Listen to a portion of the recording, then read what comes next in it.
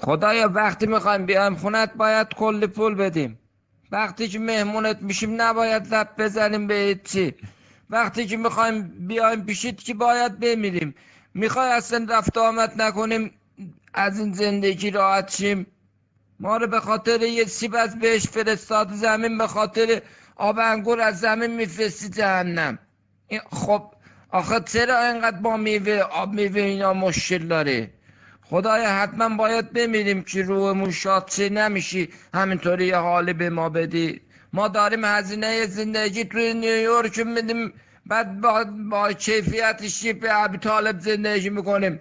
نمیشه اینجوری که زندگی کرد. بریم بمیریم هم که باید بیایم اونجا پیش خودت بدبخت بشیم، بیچاره بشیم، بریم جهنم. آب انگور هم که بخوریم بریم جهنم.